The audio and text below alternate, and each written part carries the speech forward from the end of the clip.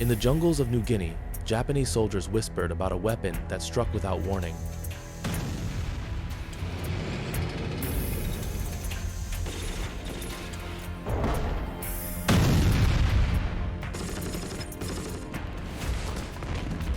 A gun that could rain death from miles away, hit with impossible accuracy, and seemed to follow them wherever they ran.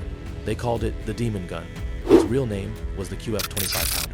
To most, it was just another piece of artillery, but to the Japanese soldiers of the Pacific, it was a symbol of fear, despair, and destruction. This is the story of the gun the Japanese hated, the weapon that saved Australia, and the dark reason why its thunder haunted the Pacific War.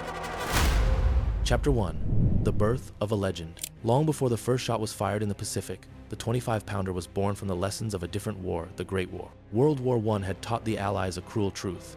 Artillery wins wars, but it had also shown them what bad artillery could do: bog down guns, misfires, poor range, and endless logistical nightmares. So in 1935, the British War Office issued a challenge: design a single gun that could do everything a weapon capable of both high-angle bombardment and direct fire, a field piece that could be light, mobile, and deadly accurate. From that challenge came the Ordnance QF 25-pounder field gun, a marvel of design that would go on to define Commonwealth firepower for the next 3 decades. Its secret was balance. It fired an 11.3 kilogram shell with tremendous velocity, yet the recoil system was so well engineered that the weapon barely kicked back. Crews could fire 6, even 8 rounds per minute with precision. But its most innovative feature wasn't its firepower, it was the carriage and the platform it sat on. A rotating base plate allowed for near-instant target switching. Crews could traverse 360 degrees without repositioning the gun, a huge advantage in fluid, fast-moving battlefields. The 25-pounder combined the reach of a howitzer with the accuracy of a field gun. It wasn't just another cannon, it was a tactical revolution. By 1939, it had replaced every other field piece in the British arsenal. And when the war began, it spread to the armies of the Commonwealth, to Canada, New Zealand, India, and, crucially, Australia.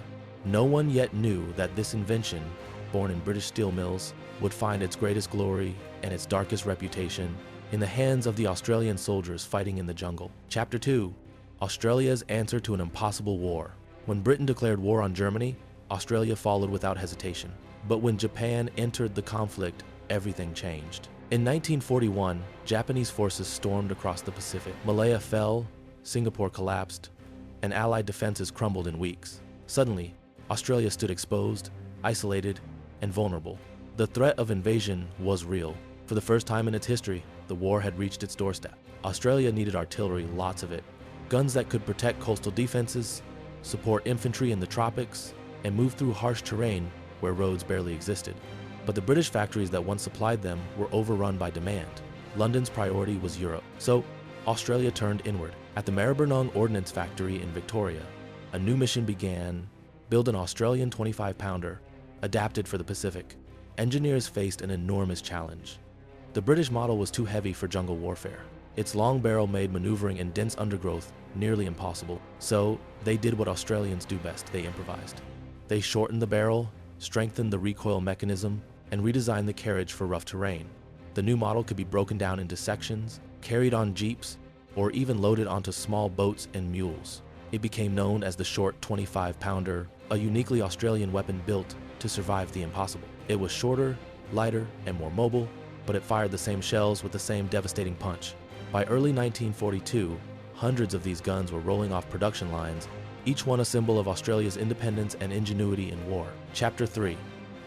Into the jungle. The first true test of the Australian 25-pounder came in the unforgiving jungles of New Guinea. When Japanese troops landed on the northern coast in mid-1942, their goal was simple: march across the Owen Stanley Range, capture Port Moresby, and isolate Australia from the rest of the Allies. Standing in their way were men of the Australian 7th Division, climbing mountains, fighting disease, and hauling supplies along what became one of the most brutal trails of the war, the Kokoda Track. No heavy equipment could be brought through the mud-choked jungle, but the Australians refused to fight without their artillery.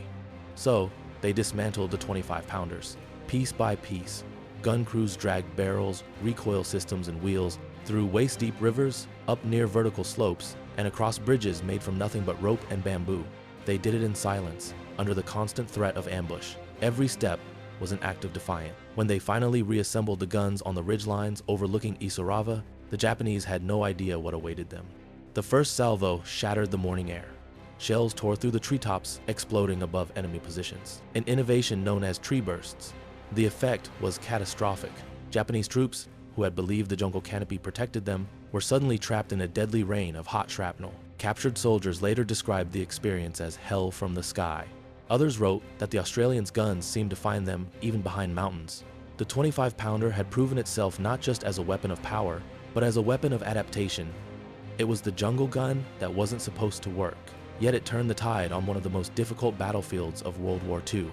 Chapter 4: The Invisible Thunder. By 1943, every Japanese officer in New Guinea knew one truth. If you heard the first thunder of the Australian guns, it was already too late. There was no warning, no flash to spot, no pattern to follow. 3 shots. Silence. Then the world exploded. The Australians had mastered an art few armies could match. Quick firing, a seamless combination of speed, accuracy, and coordination that turned the 25-pounder into a weapon of surgical destruction. Each gun crew worked with rhythmic precision. The loader slammed into the shell. The gun captain called the range. The layer adjusted the elevation by degrees, and the breech snapped shut with a metallic click that echoed like a heartbeat. Load fire recoil, adjust fire again. 6, 7, sometimes 8 rounds per minute. Each one finds its target within meters. But the 25-pounder's deadliest trick wasn't its speed. It was its silence between storms. The Japanese could never predict when the next barrage would fall. Sometimes hours passed with nothing but jungle noise. Then, without warning, the air would split open with fire and metal. The Australians were also masters of concealment. They built their gun pits into the hillsides, camouflaged with ferns, mud, and netting. Gun barrels were covered in leaves. When not firing, positions constantly shifted, sometimes 3 times a day, so the enemy could never fix their range. To Japanese spotters, it was pure chaos. They would search through binoculars, but the jungle gave them nothing, just the cry of birds, the whisper of wind, and the haunting rhythm of shells that came from nowhere. They began calling it the Invisible Thunder.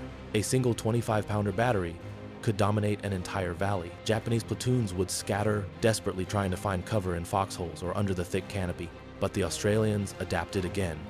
They set their fuses for airbursts, detonating shells high above the ground. The explosion shredded the treetops, raining shrapnel down like burning metal rain. No foxhole was safe. No courage could stop it. Capture reports later told of entire units breaking down psychologically.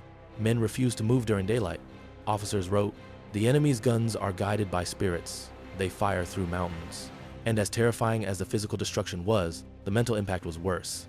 The Japanese were trained to endure suffering, but not the unknown, not the unseen hand of death that struck from miles away. The 25-pounder had turned the jungle itself into a weapon. The Australians had become masters of invisible war. Chapter 5: Science and Skill. Behind every devastating barrage was not chaos, but precision science. Australian artillerymen were soldiers, yes, but they were also mathematicians, engineers, and masters of geometry. In the field, gunners carried nothing but a few tools, slide rules, angle finders, and range tables printed on waterproof paper.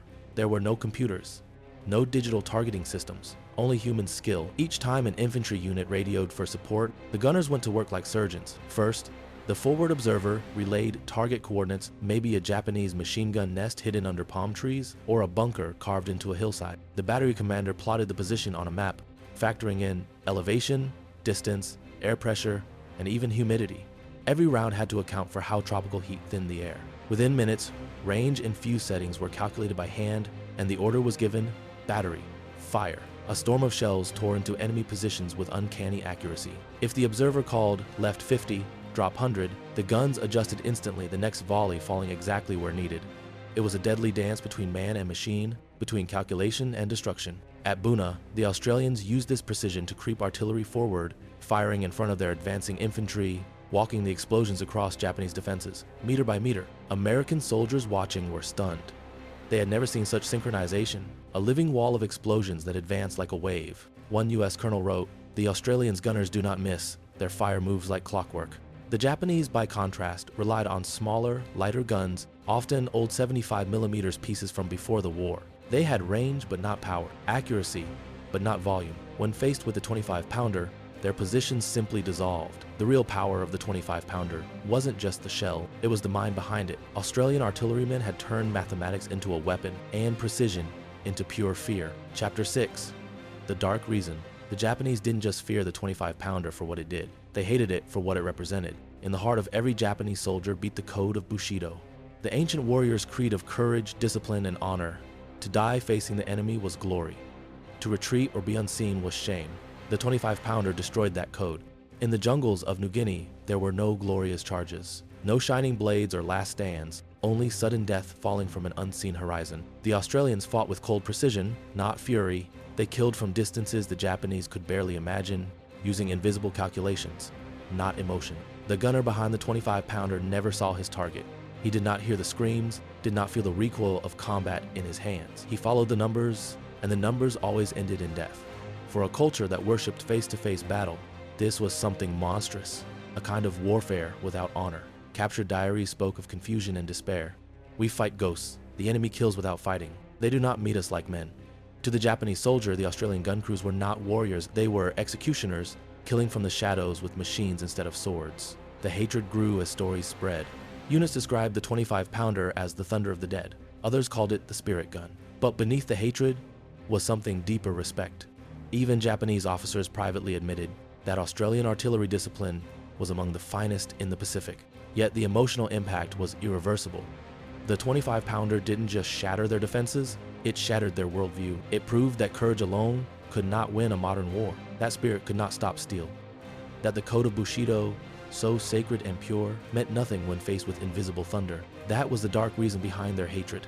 It wasn't just fear, it was humiliation. Chapter 7. The gun that broke the empire.